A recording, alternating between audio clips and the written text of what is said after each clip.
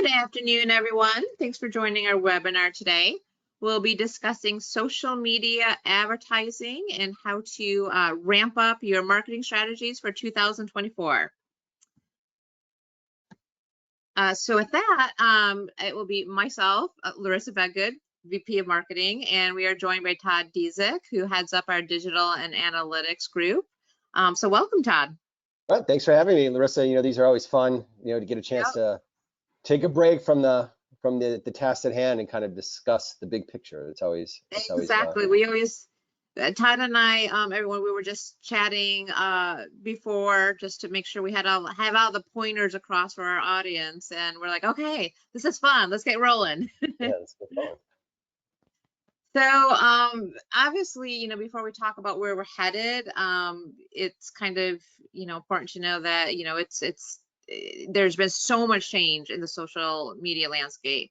Just in the last, 3-4 months, we've seen Twitter has now rebranded to X. We've seen Threads was launched.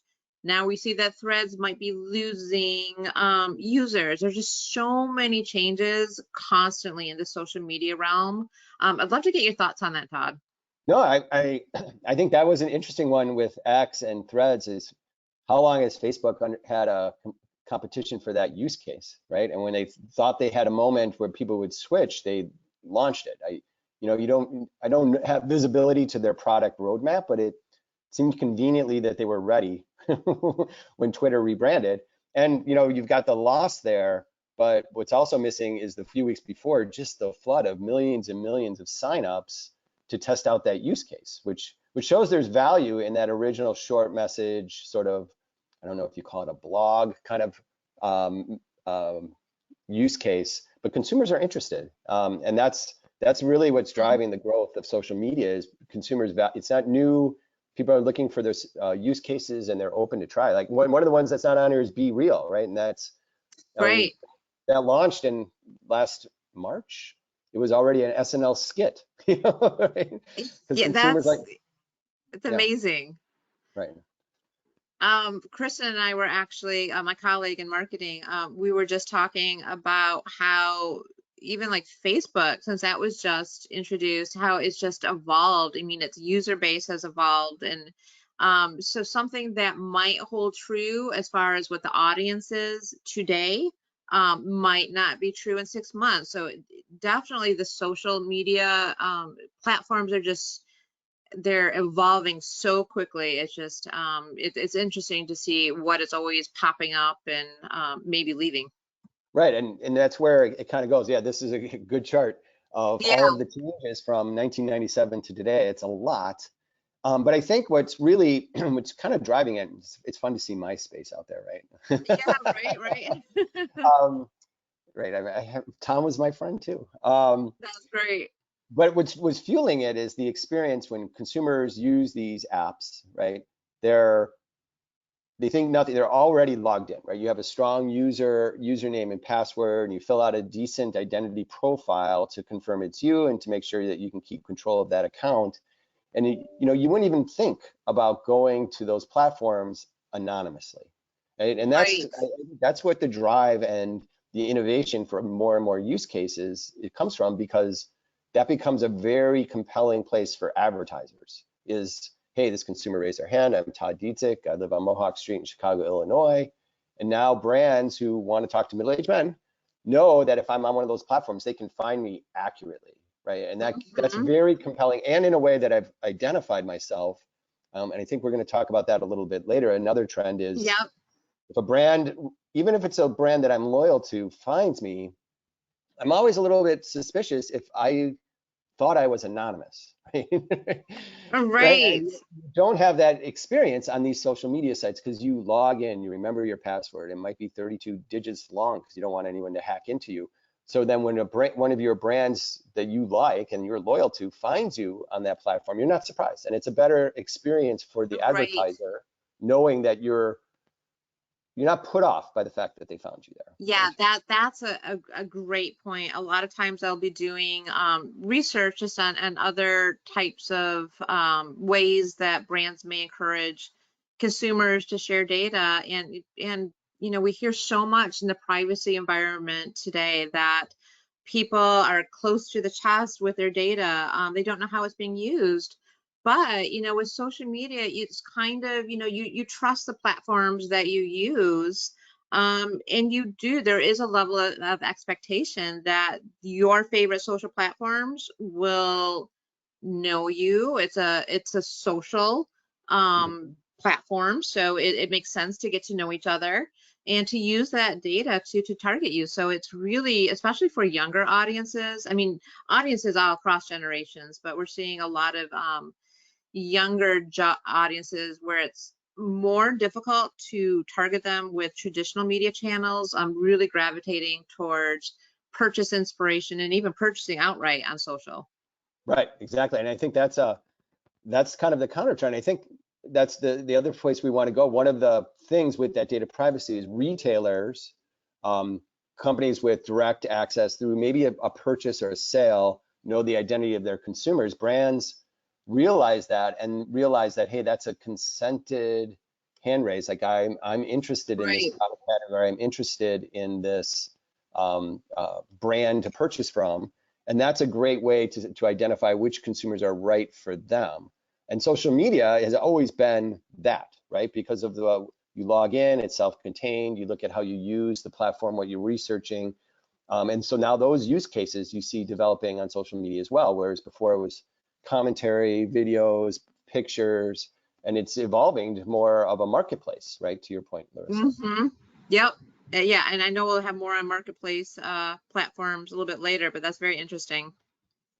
Right. Hey, this is a good sign. Yeah. Yeah. So this is what's kind of driving. This is the spot on the Yep.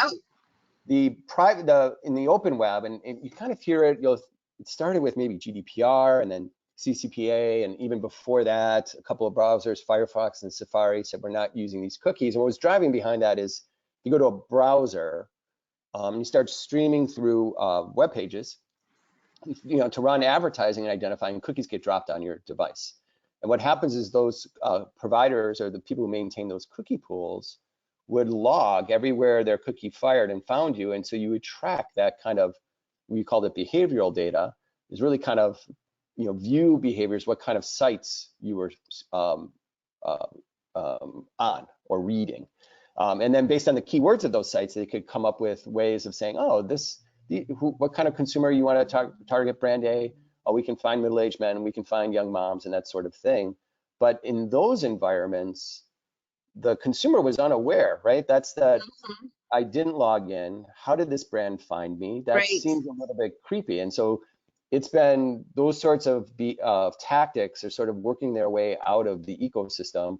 And Apple, being more of a subscription model than a advertising model, was one of the first to stop sharing of their advertising ID, and then that caused Facebook to lose some ability to qualify users on their site by also seeing what other apps and other things that they're using offsite. So they lost a little bit of visibility to the consumers, went a little bit dark.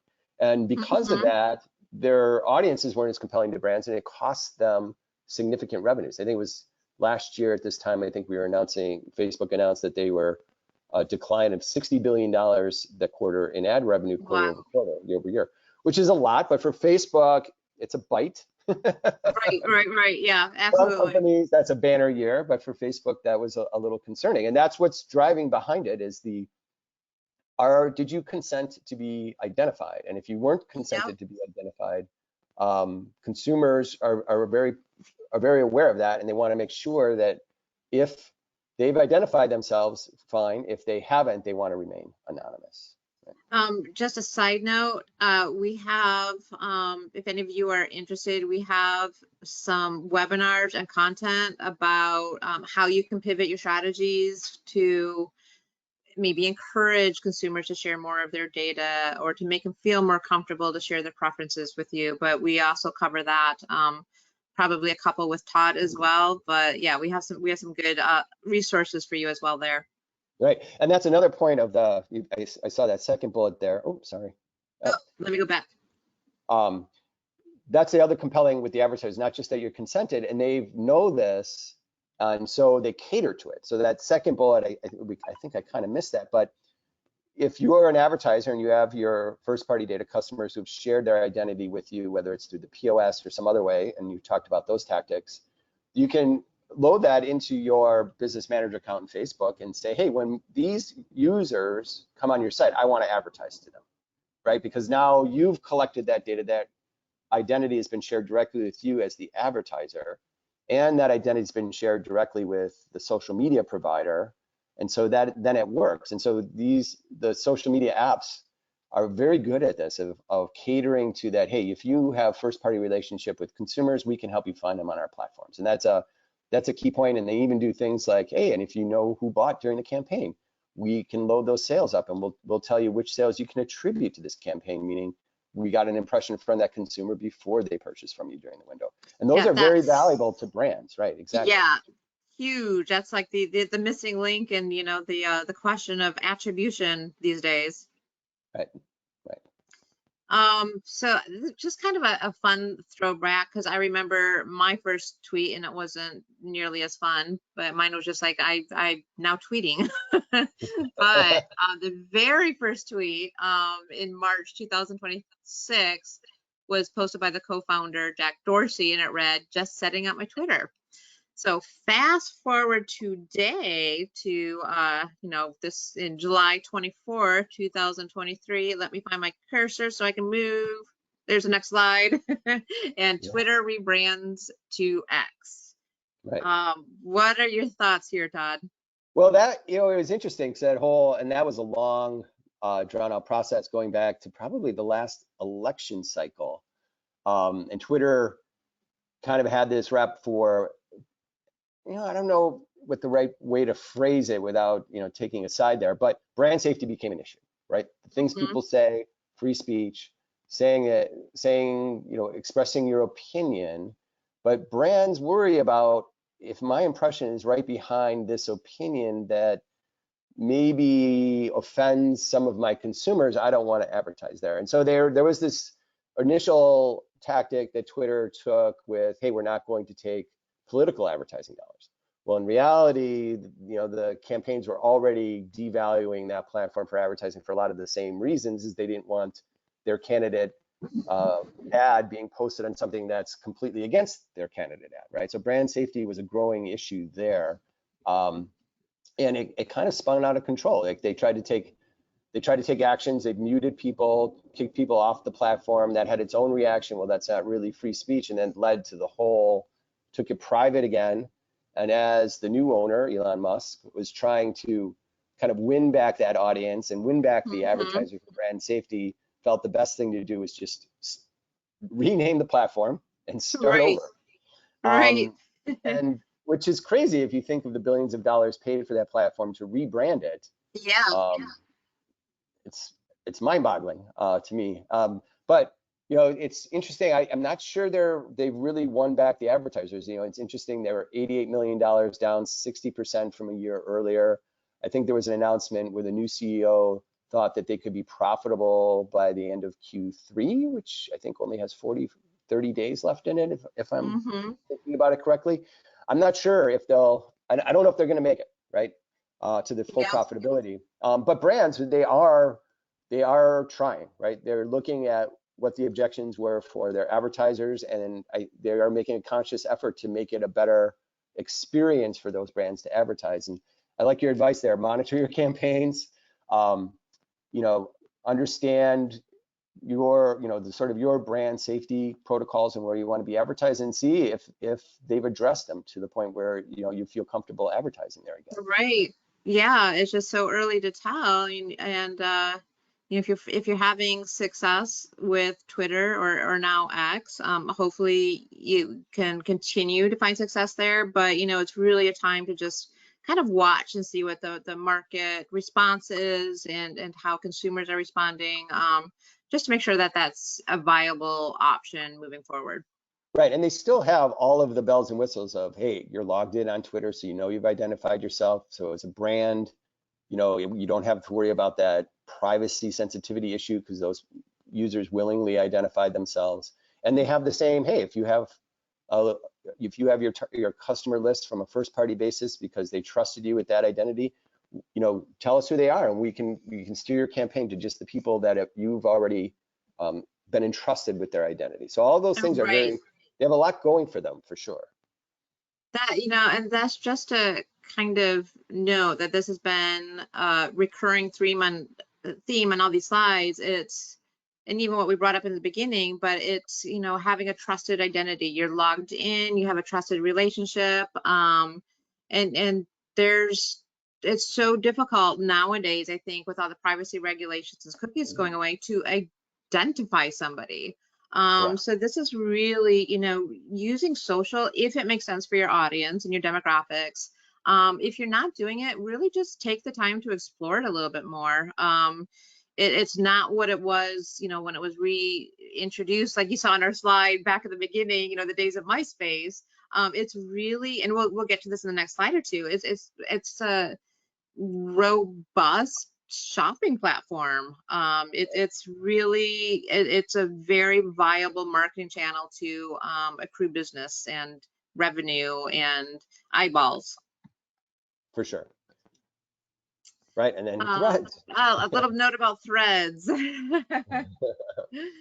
So yeah, that was launched by Meta via an Instagram app. I actually haven't followed up too much on this. I don't know if you know the latest, but that was launched on July 5th. Yep. And the premise here, at least from what I understood at the time, is a place where communities come together to discuss everything from the topics you care about today to what will be trending tomorrow.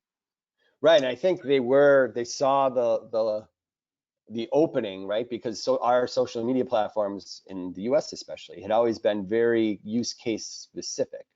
And Twitter sort of having their issues and rebranding to X, acknowledgement that they were no longer dominating that use case. I think Threads was Facebook or Meta's way of kind of filling that gap, and 100 million people signed up almost immediately. There's some questions. Well, did they auto sign up? I'm not quite sure about that. But Right. it was a valued use case, and it kind of shows that Meta has a reputation as a trusted place. Right.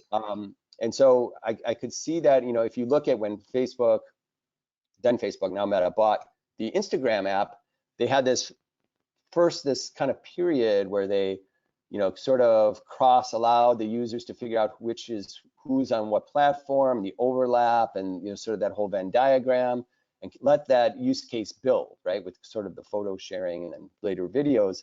And as they figured out an appropriate ad unit for that platform, they swept it into, if you run a campaign on your business manager account, you don't designate, I only want to advertise on Instagram, or I only want to advertise on Facebook. It's, here's the user I want to reach, whether you brought them or I identified them from their characteristics that they are able to get natively from their platforms.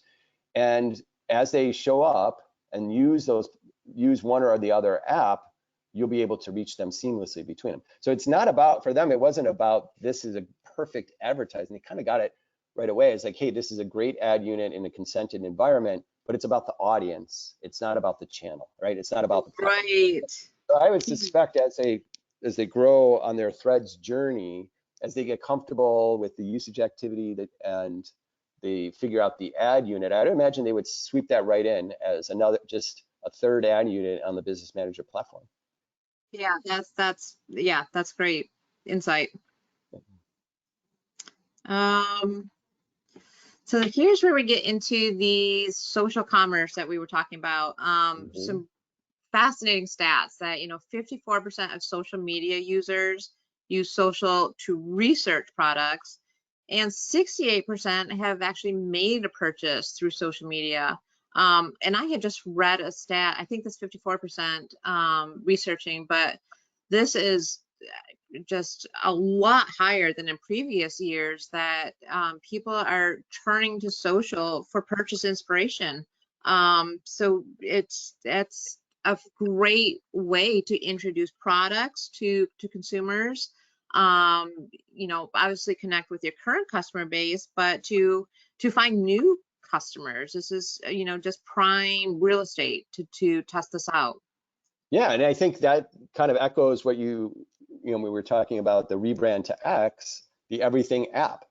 And it does coincide Right. with, it's not the platform that makes it right, it's the audience. And so as these platforms look for how do they get more attention and keep users engaged on their platform, they're expanding the use cases. Like it's interesting. So I'm going, my wife and I are moving, first time in 21 years, as we become empty nesters. And Facebook Marketplace has been a viable tool. It didn't exist 20 years ago when we moved in. Like all our moving boxes we got from Facebook Marketplace, right? Uh-huh. And we've been able, some of the things aren't going to make the move, we've been able to sell on Facebook Marketplace. And it's interesting that 20 years ago, if we were thinking about that, it might have been eBay, right? Because that was sort of the Right. peer-to-peer selling marketplace. And you had these Absolutely. very distinct buckets of this is what I want to do. So here's the social media platform that I can do it with. And now it's very blended. And I also, I'm not sure what happened to this, but if people remember, because I'm married 24 plus years, dating apps, right? Facebook has experimented with a dating app similar to some of the others out there, because that in its heart that is a social media platform. I want to meet someone, get to know somebody. Can you make that connection on one? Why does it have to be a distinct social media app to make that connection? Why can't it be one? So I think they're all Uh-huh. pushing. I think they're all pushing to be the everything app, for the Yep. same reason. Yeah. It's like Amazon. It's like yeah, yeah. We kind of touched on this a little bit, but yeah, this is just kind of an example of, these are the Facebook, Instagram shops. There's other social commerce platforms, YouTube, Pinterest, TikTok. Right. So again, I think the biggest point here to know is be where your audience is. I'm sure, Todd, do you have any other thoughts on that? Right. I mean, I think you're spot on. Be where your audience is. It's about the audience, and I think that's why the commerce sets up nicely. Is hey, we know this audience, and if you're what we would have called the last century e-commerce site, you can do e-commerce on this app, and people have already identified yourself, so you don't have to set up a whole new user ID experience. It all happens seamlessly. And incidentally, like I see TikTok on there. I don't think we've talked about them. Whereas just last week we were at the ANA Data Analytics and Measurement Conference, and TikTok, it still has a T in it, had the announcement of they've just completed a few studies, as they have TikTok for Business, showing that, hey, they have a measurable and viable place in the marketing mix model, right? So they worked with a few, a dozen or so beta providers to show that spending in their TikTok platform incrementally grows sales versus other channels, right? So it's distinct. And then they worked with NCS to do campaign measurements, attributing sales to a campaign. And now 69 out of 72 studies, they showed significant sales lift during the campaign from a TikTok campaign. So they're falling fast and furious into that same kind of thing. Hey, our audience is valuable. They're logged in. It's a great place to reach them. They're engaged. And if you use our ad units, it's seamless and it will drive sales, right? Because you've identified Right. the audience. They're engaged. You're not kind of creeping out your audience, if you will, for lack of a better term. And it will be a great place to build your branding and grow. Yeah. I know we're getting close on time, but I did have like a conversation actually with my daughter at the dinner table yesterday. I was like, so how do you use TikTok? And I won't go into the entire conversation, but she said, if I'm going to look for a brand, if it's an influencer that I follow, and she even went so far as like, do they have the same body type as me? She's a young girl, she's 24. Do they have the same interests? She's studying to become a nurse. She looks at nursing content. So she might look for, what should an ER nurse bring to lunch? And then she's like, okay, I'll buy that lunchbox. So it's interesting how it's, for me, email. Like if you send me an email on some sales, my generation, Gen X, like, okay. It's just knowing your generation and where you want to be. But I thought that was really some good insights from her. Yeah, for sure. And that's that endorsement part of the influencer, that's somewhat a newer philosophy. I remember when Facebook first started trying to lure advertisers, they thought the like, right? If somebody endorses your ad with a like, that would be better than just an average impression. And they sort of pivoted on that fairly quickly and realized, hey, the value is on the impressions in the right place. And then as new platforms and new use cases have developed, like TikTok especially, there's being an influencer, and Instagram's another one. Being an influencer is a business unto itself, right? And that's a big part of, you can reach your audience, and it's kind of a partnership, almost a spokesman for hire, so to speak, right? Because they build this following of people Right. who agree with, like-minded people think alike, and your daughter's not alone in that. It's like, hey, here's where I can go. I could do all the research myself, or I could go to this trusted person who I know Right. has done a great job of doing the research for me, and I can just make my decisions quicker, right? So it's, Yep. Yep. Absolutely. yeah. Um, Here's kind of a good one of our good wrap up slides where we talk about audience matters. And Todd, you are a pro at talking about this one. Right, I think those are the themes, right? Is if you look at the explosion of social media, why new use cases are being developed, why brands continue to advertise there, it's because of that audience, right? Is it's logged in, users have already self-identified. It's innate with the experience that it would seem weird to go to those platforms and be anonymous. So that's a great way to reach your your ideal consumer. And that's how you should really think about planning your ad dollars. Social media has been compelling to ads for that reason, is define your audience, understand who your customers and prospects are that would be ideal for you to reach, and doing it in a way that respects their privacy, doesn't scare them, and you will grow your sales. And that's what we're calling all party data, because if we sort of touched on it, and we've had other webinars on this, Larissa, but as the open web, as cookies go away from the open web, the way those campaigns are run is going to change. And part Yeah. of the change, it's not clear exactly, but everyone kind of sees that there'll be this part of the open web that'll be, I'm logged in or I'm not logged in. And then when you're logged in, that's a different sort of experience for the consumer and the advertiser. And it's the same sort of thing. If you can find your target, your ideal prospects and customers on the open web, and they're logged in, that's just as powerful as advertising on one of these social media apps or through connected TV. So it's really about your audience. And I think Hmm. the next slide kind of sums it up, Larissa, if we move to there, is you should really plan your campaigns around who you want to reach and not around the channels. And so we kind of got those, the gray versus the blue. That's our subtle way of saying gray is old, blue is exciting and new, right?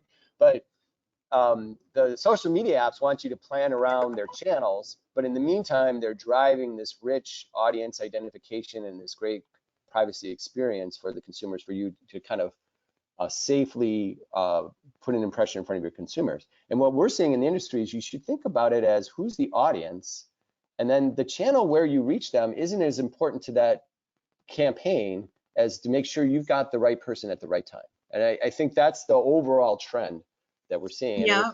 it'll be interesting to see how long the concept of a walled garden lasts, right? Because as brands start take away the platform and the fast growth 100 million users in a week and those sorts of things is the platform you need to be at, and think about it is there's no shortage of places where I can find consumers who identify themselves and are accepting of the ad experience. Then as the brand, it's here's the consumers I want to reach.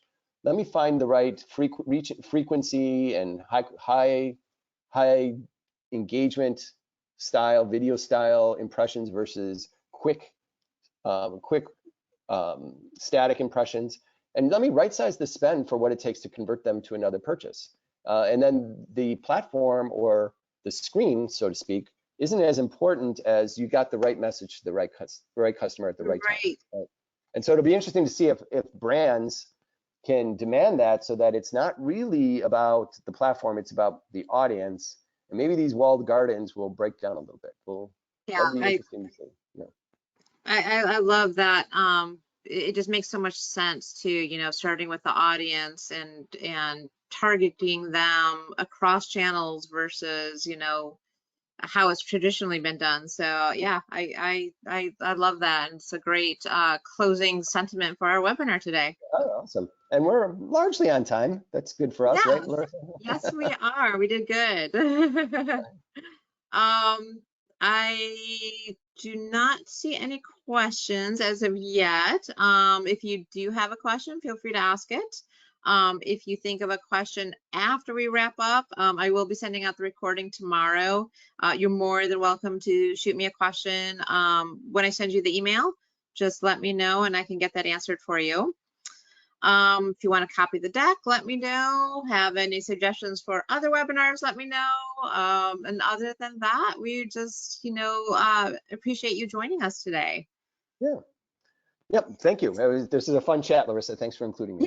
Yeah, definitely. So we hope to see you all on a future webinar. We have a couple more coming up. Stay tuned for your inboxes and social media for some advertisements on when those will be. So thank you. Take care.